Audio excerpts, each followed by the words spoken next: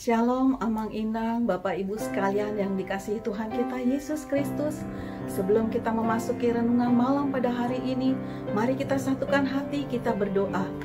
Allah Bapa yang bertata di dalam kerajaan surga, segala puji syukur hormat bagi kemuliaan nama-Mu yang kudus ya Bapa. Pada hari ini Tuhan, kami umat-Mu diberikan kesempatan untuk mendengarkan renungan malam. Biarlah Tuhan Yesus memberkati roh dan jiwa kami sehingga kami mengerti kebenaran yang akan Bapa sampaikan melalui hamba-Mu. Hamba-Mu yang Engkau pakai untuk menyampaikan kebenaran firman-Mu, tutup bungkus dengan kuasa darah-Mu yang kudus sehingga dapat menyampaikan apa yang menjadi isi hati Bapa saja. Terima kasih Bapa, di dalam Kristus kami berdoa. Amin. Bapak Ibu yang terkasih di dalam Kristus, renungan malam terambil dari Yohanes 6 ayat 25 sampai dengan 35. Demikian firman Tuhan, roti hidup. Ketika orang banyak menemukan Yesus di seberang laut itu, mereka berkata kepadanya, "Rabi, bila manakah engkau tiba di sini?" Yesus menjawab mereka, "Aku berkata kepadamu, sesungguhnya kamu mencari aku bukan karena kamu telah melihat tanda-tanda, melainkan karena kamu telah makan roti itu dan kamu kenyang. Bekerjalah bukan untuk makanan yang akan dapat binasa, melainkan untuk makanan yang bertahan sampai kepada hidup yang kekal, yang akan diberikan Anak Manusia kepadamu. Sebab dialah yang disahkan oleh Bapa Allah dengan materainya." Lalu kata mereka kepadanya, "Apakah yang harus kami perbuat supaya kami mengerjakan pekerjaan yang dikehendaki Allah?" Jawab Yesus kepada mereka, "Inilah pekerjaan yang dikehendaki Allah, yaitu hendaklah kamu percaya kepada Dia yang telah diutus Allah." Maka kata mereka kepadanya, "Tanda apakah yang engkau perbuat supaya dapat kami melihatnya dan percaya kepadamu? Pekerjaan apakah yang engkau lakukan? Nenek moyang kami telah makan mana di padang gurun, seperti ada tertulis, mereka diberinya makan roti dari sorga." Maka kata Yesus kepada mereka, "Aku berkata kepadamu, sesungguhnya bukan Musa yang memberikan kamu roti dari sorga, melainkan Bapa-Ku yang memberikan kamu roti yang benar dari sorga. Karena roti yang dari Allah ialah roti yang turun dari sorga dan yang memberi hidup kepada dunia." Maka kata mereka kepadanya, "Tuhan, berikanlah kami roti itu senantiasa." Kata Yesus kepada mereka, "Akulah roti hidup. Barang siapa datang kepadaku, ia tidak akan lapar lagi.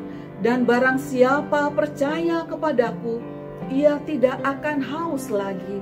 Demikianlah Bapak Ibu firman Tuhan. Renungan malam hari ini saya beri judul, "Terimalah Yesus roti hidup." Yesus menegur orang banyak yang mencarinya karena mereka telah dikenyangkan oleh roti jasmani, dan orang banyak itu mau menikmatinya lagi dalam sekejap. Yesus ingin agar mereka dapat melihat keilahian Yesus melalui tanda-tanda heran yang dibuatnya, sehingga menjadi percaya bahwa Yesus adalah pribadi yang turun dari surga, yang telah diutus Allah oleh Allah. Saudaraku yang sekalian dalam Kristus, roti atau mana yang dimakan oleh nenek moyang umat Israel di padang gurun, dan 5 potong roti yang telah dibagikan untuk mengenyangkan 5.000 orang laki-laki, sesungguhnya berasal atau bersumber dari dunia yang bersifat sementara, tidak bernilai kekal. Pada akhirnya mereka akan lapar lagi, dan untuk itulah mereka mencari Yesus. Sedangkan mujizat atau tanda heran yang dilakukan Yesus untuk mengadakan roti tersebut berasal dari sorga, namun orang banyak itu tidak dapat memahaminya. Sesungguhnya manusia kita ini terdiri dari tubuh, jiwa, dan roh. Makanan-makanan jasmani yang kita makan sehari-hari hanyalah untuk menopang kehidupan kita di bumi. Di dalam kitab Mazmur 90 ayat 10, Musa mengatakan, "Masa hidup kami 70 tahun, Dan jika kami kuat 80 tahun dan kebanggaannya adalah kesukaran dan penderitaan, sebab berlalunya buru-buru dan kami melayang lenyap. Artinya, ada batasan waktu yang tidak dapat dihindari oleh setiap manusia yang hidup di muka bumi ini.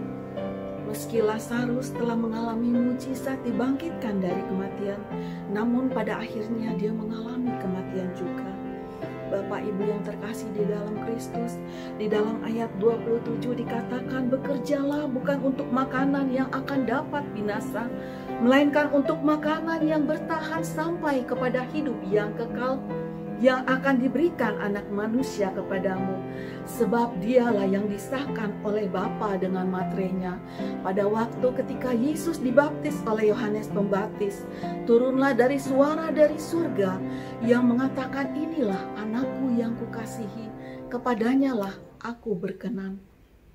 Dan di dalam ayat 29 Yesus berkata, jawab Yesus kepada mereka, inilah pekerjaan yang dikehendaki Allah, yaitu hendaklah kamu percaya kepada Dia yang telah diutus Allah.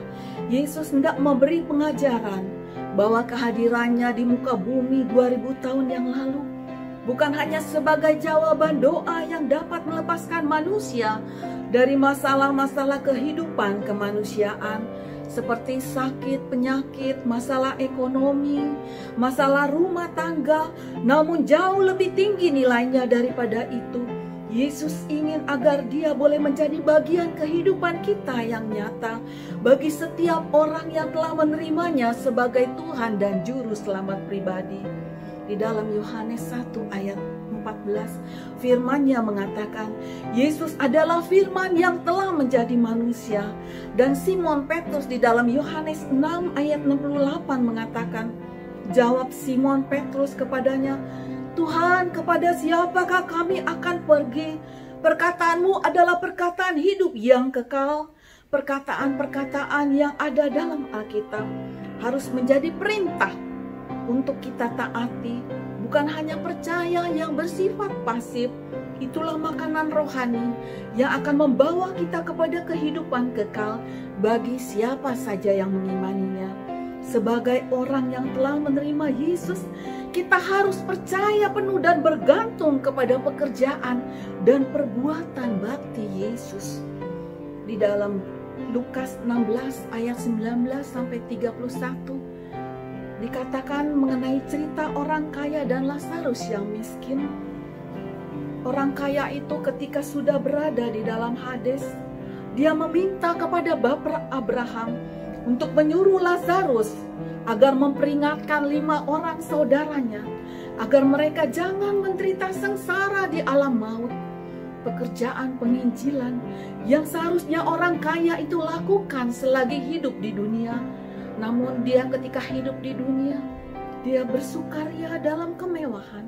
Abraham mengatakan, ada pada mereka kesaksian Musa dan kitab para nabi.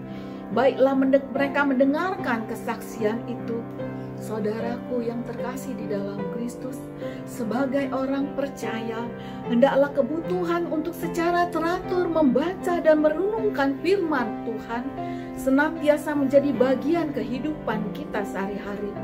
Dan milikilah rasa lapar akan firman Allah, yang serupa akan lapar terhadap firman Allah.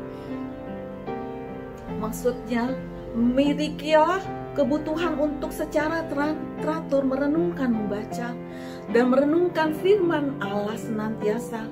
Biarlah itu menjadi bagian kehidupan kita sehari-hari. Dan milikilah rasa lapar akan firman Allah yang serupa terhadap makanan jasmani.